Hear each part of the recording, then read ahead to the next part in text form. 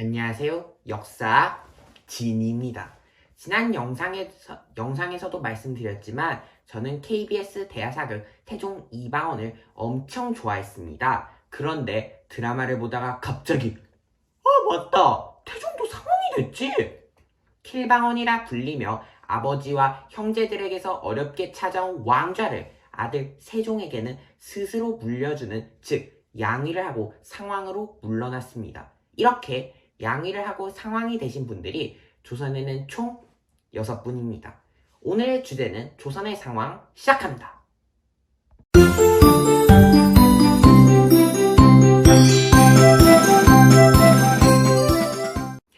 조선의 상왕에는 태조, 정종, 태종, 단종, 세조, 고종 이렇게 6명이 있습니다. 여기서 잠깐 상왕이란 왕위를 물려주고, 즉 양이 선의를 하고 생존해 있는 전대의 임금을 높여 이르는 말입니다. 그럼 양위와 대리청정, 수렴청정의 차이를 간단히 알아보겠습니다.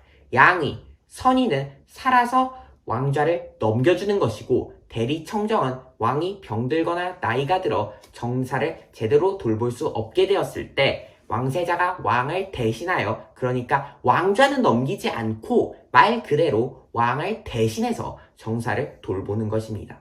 그리고 수렴청정은 왕이 돌아가신 후 나이 어린 임금이 즉위했을 때 왕대비나 대왕대비가 왕을 도와 국사를 돌보는 것입니다. 그럼 조선의 첫 번째 왕이자 첫 번째 상왕이 된 태조 이성계에 대해 알아보겠습니다. 태조는 조선의 창업군주였습니다. 한마디로 그는 살아있는 조선이었습니다. 이런 대단한 분도 아들 이방원이 형제들의 목을 베는 끔찍한 제1차 왕자의 난을 겪으며 왕좌를 이방원의 형 정종에게 물려줍니다. 이 과정에서 난의 주역인 이방원은 장자 계승이란 대의명분도 챙기고 사실상의 권력도 손에 넣습니다. 이렇게 정종의 시대가 되는가 했는데 다시 제2차 왕자의 난이 일어납니다. 이방원은 이 난에 진압하고 아들이 없는 정종에게 양자로 들어가 동생임에도 세제가 아닌 세자가 됩니다.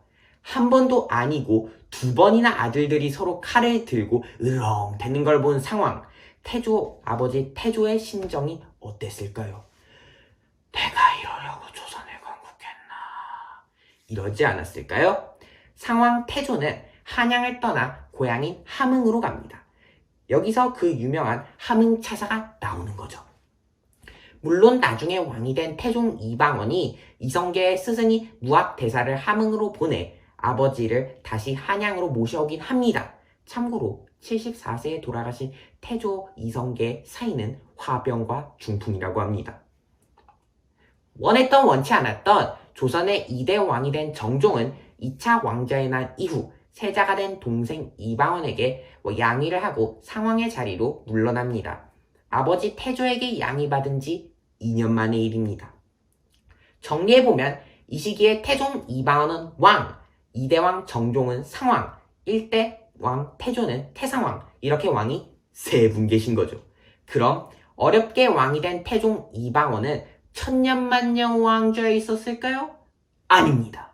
재위 18년 만에 아들 세종에게 양위를 합니다. 그런데 이 양위 과정이 엄청 살벌합니다. 태종의 양위파동, 선위파동 들어보셨습니까? 태종은 양위마저 정치에 이용합니다. 태종은 총 5번의 양위를 발표합니다. 그런데 앞에 4번은 뻥입니다. 원래 왕이 세자에게 양위를 하겠소. 이러면 신하들이 전하, 천부당 만부당 하신 말씀이옵니다. 양위의 명을 거두어 주시옵소서. 막 이러면서 아니되옵니다 를 외치고 세자는 죄 지은 것도 없이 땅바닥에 엎드려 아바마마 명을 거두어 주십시오 막 이러다가 픽 쓰러지고 그럽니다. 그런데 태종이 양위를 한다 이랬는데 태종의 처가 원경왕후의 동생들이 아니되옵니다를 외치지 않고 웃었다는 겁니다. 이걸 놓치지 않은 태종은 웃어 이러면서 자신의 은인 처가를 싹 다 베어버리죠. 이러니 태종이 양위를 한다. 그러면 신하들이 믿었겠습니까? 무조건 안 된다고 하고 표정관리 들어가는 거죠. 절대 웃으면 안 돼. 웃는 것처럼 보여서도 안 돼. 슬픈 생각.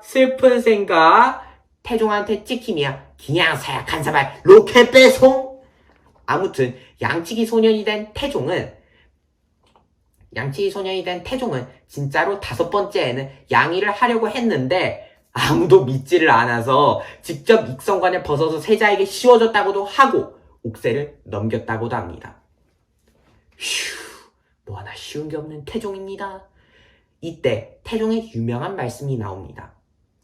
18년 동안 호랑이 등을 탔으니 또한 이미 족하다. 그런데 말입니다. 말은 이렇게 하셨지만 호랑이 등에서 완벽하게 내려온 게 아니고 호랑이 목에 슬쩍 목줄을 채우시죠. 이게 무슨 말이냐 함은 태종이 세종에게 양위를 할 때 병권, 즉 군권을 제외한 권력만 넘깁니다. 이 일은 훗날 세종의 처가 숙청의 밑바탕이 됩니다. 끝날 때까지 끝난 게 아니야. 나 킬방원이야. 드디어 조선의 4대 왕, 우리의 세종대왕님께서 즉위를 하시는데 이때에도 2대 정종, 3대 태종 이렇게 왕이 3분이 됩니다. 1년 후에 정종께서는 편안하게 생을 마칩니다.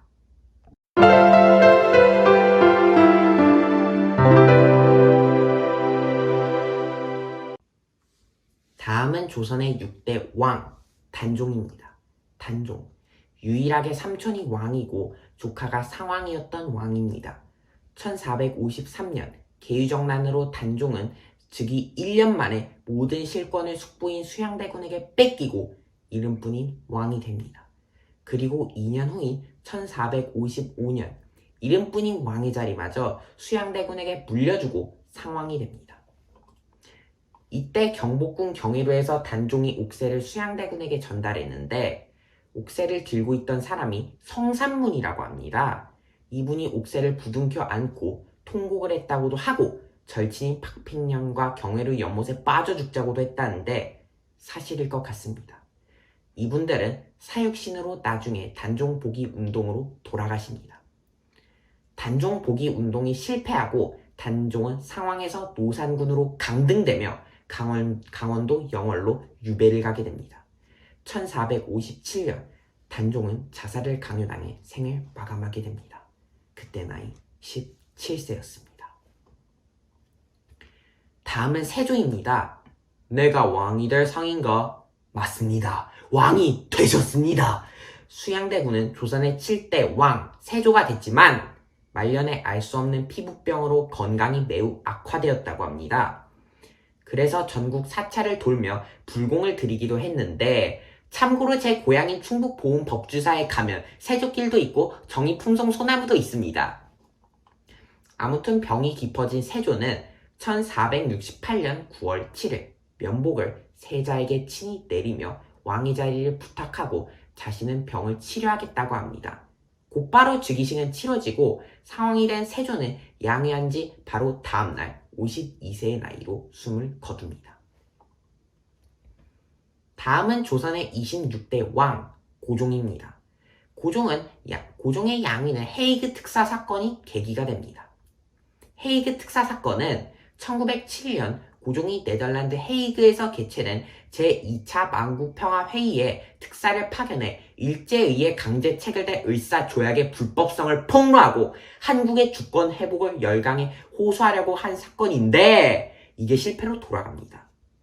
이 사건으로 일본의 이토 히로부미에게 책임을 추궁하고 엉뚱하게 불똥이 튄 이토 히로부미는 이완용을 불러 노발대발합니다.